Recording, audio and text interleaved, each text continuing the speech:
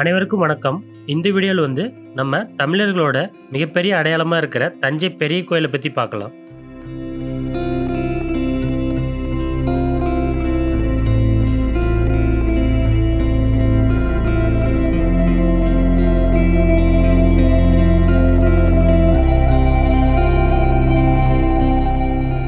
நம் தமிழினத்தின் மிகப்பெரிய சாட்சி பொருளாக இருக்கிற இந்த தஞ்சை பெரிய கோயில் பார்த்தீங்கன்னா ராஜராஜ சோழனால் 1003ஆம் ஆண்டு தொடங்கி 1010ஆம் ஆண்டு கிட்டத்தட்ட 6 வருடங்கள் இந்த கோயில் கட்டுமான பணி முடிச்சிருக்கிறாங்க.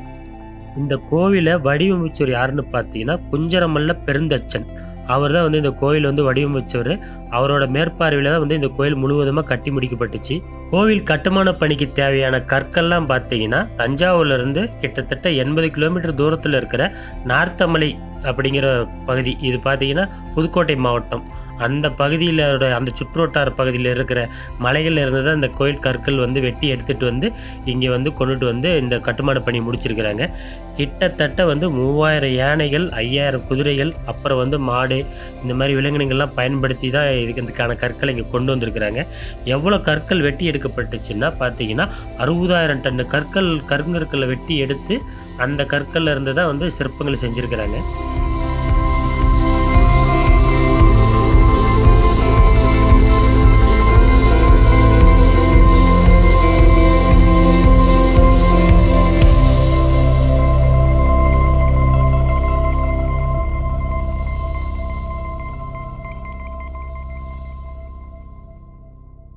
சுமார் 750 வருஷமாக இந்த கோவிலை ராஜராஜ சோழன் தான் கட்டினாருன்னு யாருக்குமே தெரியலை.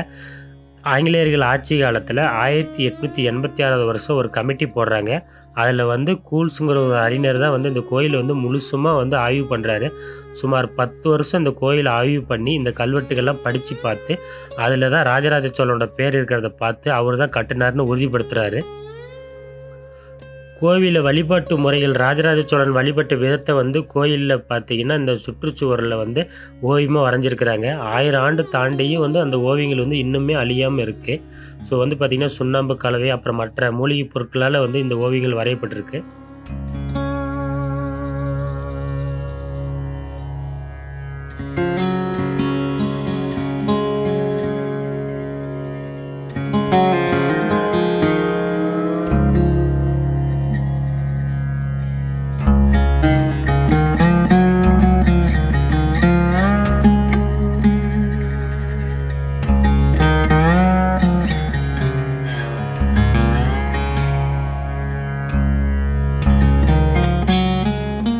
விமானத்தின் உச்சியில் இருக்கிற அந்த கூம்பு பகுதி பார்த்தீங்கன்னா 80 டன் கொண்ட ஒரே கல் அப்படின்னு சொல்லப்படுது. இன்னொரு கருத்தும் இருக்குது, இல்லை இது பல சிறிய கற்களால் இணைச்சி கட்டப்பட்ட வடிவமைப்பு அப்படின்னு சொல்லப்படுது. ஸோ அர்த்த மண்டபம், திருச்சுற்று மாளிகை, அப்புறம் கேரளாந்தகன் நுழைவாயில், ராஜராஜ திருவாயில் அப்படின்னு ஏகப்பட்ட கட்டிடமைப்புகள் இருக்குது. ஒரே கல்லாலான மிகப்பெரிய நந்தி இருக்குது. ஸோ இந்த கோயில் பார்த்தீங்கன்னா இந்த ராஜராஜ சோழன் காலத்தில் கோயில் கட்டி முடிச்சுட்டு சுமார் 700 இசைக்கலைஞர்கள் இதில் பணிபுரிஞ்சிருக்கிறாங்க. அது போக அந்த 1000 ஆண்டுகளில் பார்த்தீங்கன்னா 5 தேர் பயன்படுத்தப்பட்டிருக்கு. கடைசியாக 2015ஆவது வருஷம் இந்த கோயிலுக்குன்னு ஒரு புதிய தேர் கட்டியிருக்காங்க.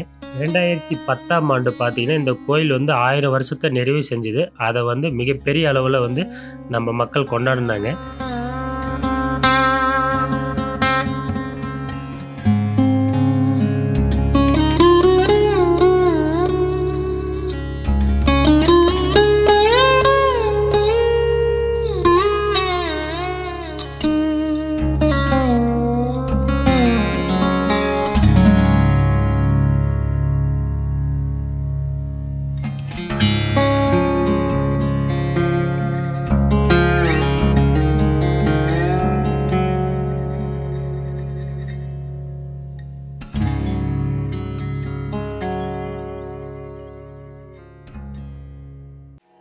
கோவிலுக்குள்ளே பார்த்தீங்கன்னா பிரம்மாண்டமான நிறைய சிற்பங்கள் அவ்வளோ நுணுக்கமாக செதுக்கியிருப்பாங்க.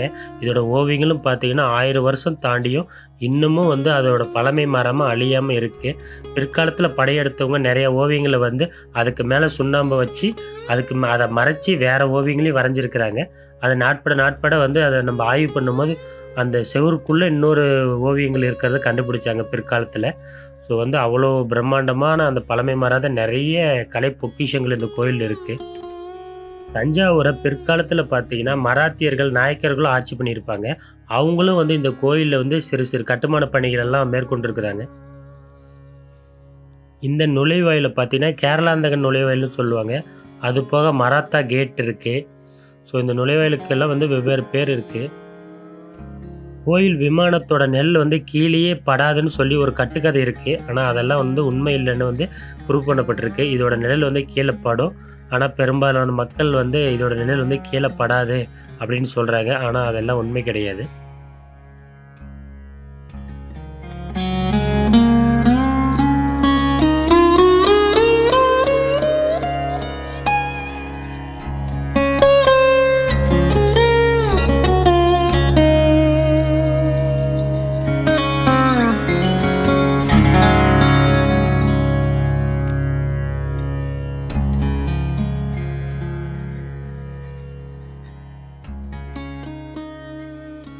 கிட்டத்தட்ட 1000 வருஷம் தாண்டி இந்த கோயில் வந்து அவ்வளோ கம்பீரமாக இருக்குது.